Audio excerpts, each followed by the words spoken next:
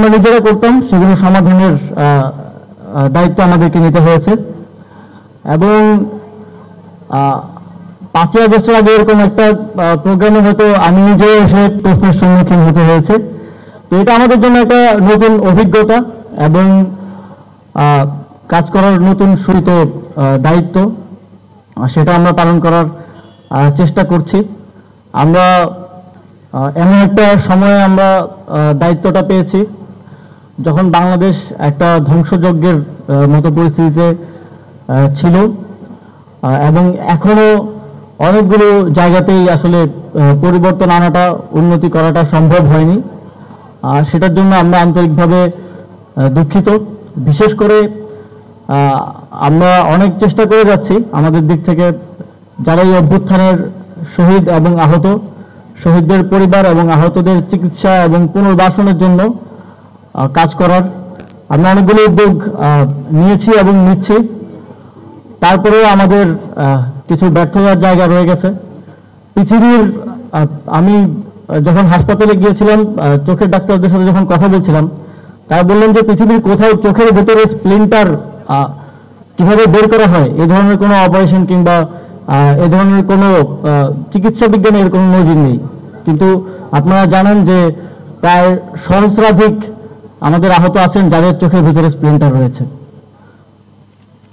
এবং বাংলাদেশে সিএমএইচই প্রথমবারের মতো প্রায় 50 জনের মতো সফলভাবে সেই স্প্লিন্টার বের করতে সফল হয়েছে। এবং সেই চিকিৎসার জন্য অনেক ধরনের দাবিও এসেছে এবং আপনারা আপনাদের দিক থেকে বলেছেন। এখন পর্যন্ত যে উদ্যোগগুলো নেওয়া হয়েছে সেগুলোর ব্যাপারে আমি কিছু বলতে চাই।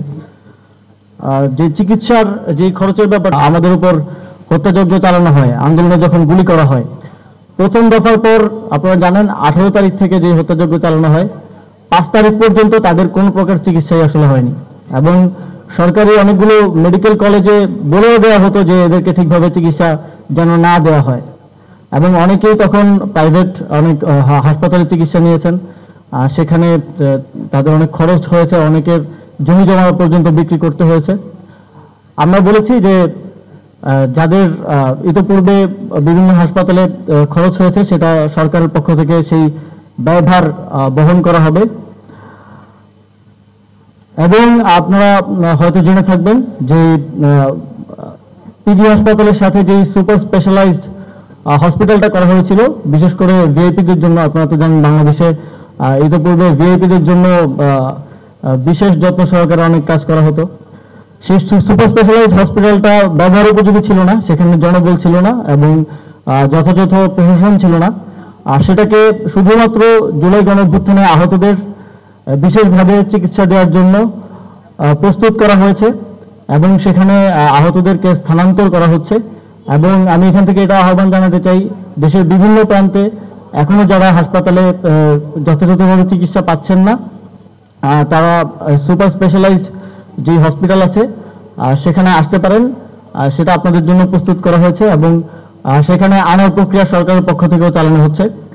আপনারা জানেন খুব রিসেন্টলি উপদেষ্টা পরিষদে একজন প্রতিমন্ত্রী হিসেবে স্বাস্থ্য মন্ত্রণালয়ে ডক্টর সাইদুর রহমান তিনি যুক্ত হয়েছেন।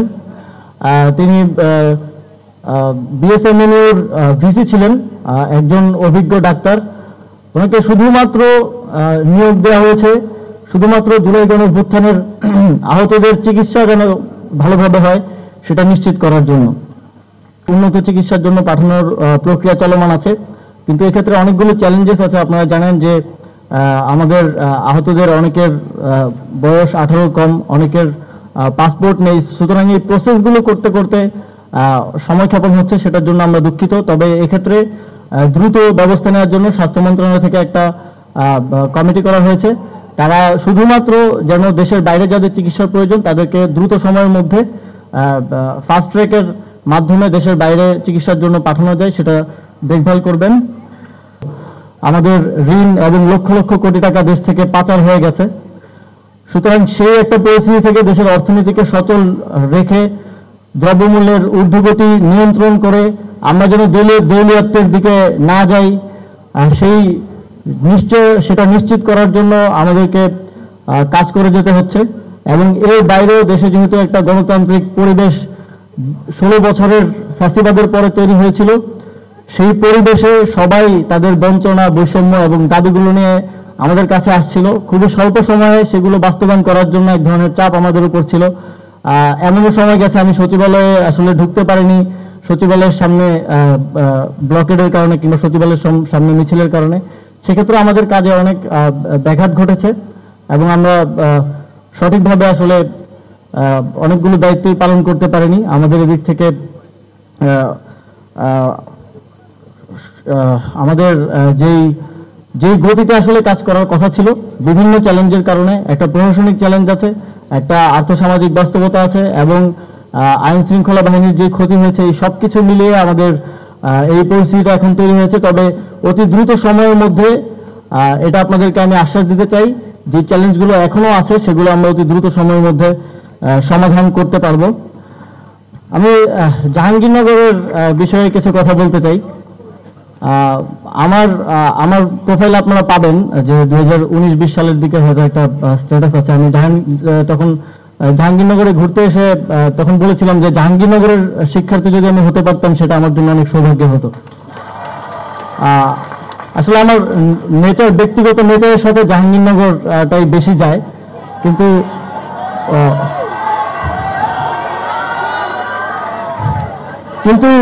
বিভিন্ন কারণে সেটার হয়ে ওঠেনি।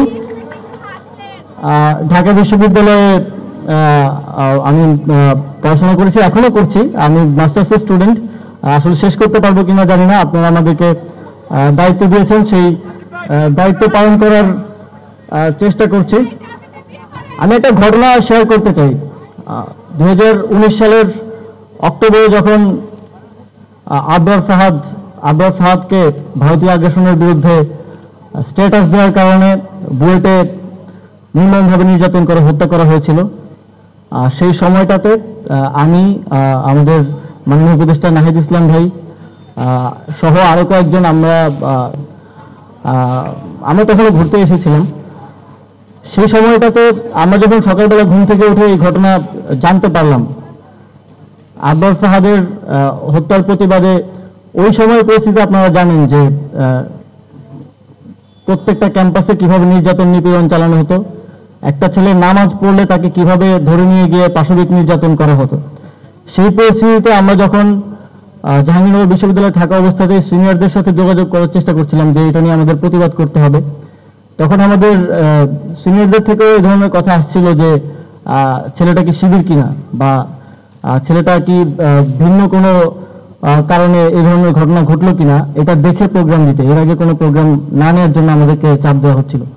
কিন্তু তারপরে আমরা জাহাঙ্গীরনগর বিশ্ববিদ্যালয় থেকেই ঘোষণা করেছিলাম সোশ্যাল মিডিয়ার মাধ্যমে যে 11টা বাজে আমরা একটা প্রতিবাদ মিছিল করব, এবং ঢাকা বিশ্ববিদ্যালয়ে গিয়ে আমরা সেই প্রতিবাদ মিছিলটা করেছিলাম। এবং আপনারা জানেন যে আমাদের যেই এই অঞ্চলের মানুষের, এই অঞ্চলের বাংলাদেশের মানুষের দেশপ্রেমকে ধারণ করে আগ্রাসনের বিরুদ্ধে যে লড়াই, সেই লড়াই আবরার ফাহাদের আত্মত্যাগের মাধ্যমে একটা ভিন্ন গতি পেয়েছিল। এবং সেই লড়াই আমাদের এখনো আছে, সামনের দিনগুলোতেও আছে। এবং সেই লড়াইয়ের একটা অংশ হিসেবেই 24-এর যে গণঅভ্যুত্থান, সেই গণঅভ্যুত্থান আংশিক সফল হয়েছে আমি বলবো। কারণ আমরা আমাদের যে এক দফা সেখানে দাবি দিয়েছিলাম শেখ হাসিনার পতন এবং ফ্যাসিবাদী ব্যবস্থার বিলোপ। এখনো সেই ফ্যাসিবাদী ব্যবস্থার বিলোপ সম্পূর্ণরূপে সম্ভব হয়নি। আপনারা জানেন যে এখনো কিন্তু ষড়যন্ত্র থেমে নেই। এখনো বিভিন্ন জাতীয় আন্তর্জাতিক পরিসরে পর্যন্ত আওয়ামী লীগের রাজনৈতিক পুনর্বাসনের জন্য ষড়যন্ত্র করা হচ্ছে।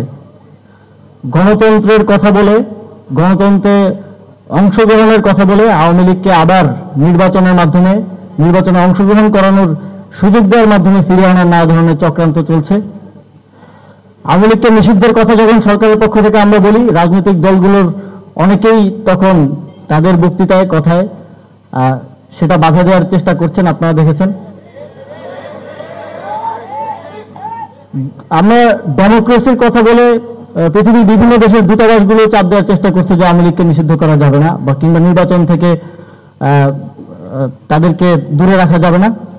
অথচ আমাকে জার্মান একজন সাংবাদিক একটা ইন্টারভিউ দেওয়ার সময় বলছিলেন যে আপনারা কি আপনাদের থেকে আমরা বিভিন্নভাবে শুনতে পাচ্ছি যে আওয়ামী লীগকে নিষিদ্ধ করা হবে কিংবা এই ধরনের কোনো উদ্যোগ নেওয়া হবে, সেটা কি গণতন্ত্রের জন্য হুমকি কিনা? তা আমি তাকে বলেছিলাম যে আপনারা নিজেরাই 1945 সালে ফ্যাসিস্ট নাৎসি পার্টিকে নিষিদ্ধ ঘোষণা করেছিলেন এবং নাৎসি পার্টি এখনো নিষিদ্ধ অবস্থায় আছে।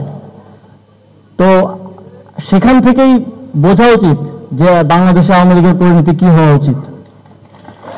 বছরে এদেশে ফ্যাসিবাদী আওয়ামী শক্তি গড়ে তুলেছে, সেটা শুধু রাজনৈতিক না, সেটা একই সাথে সামাজিক এবং সাংস্কৃতিক।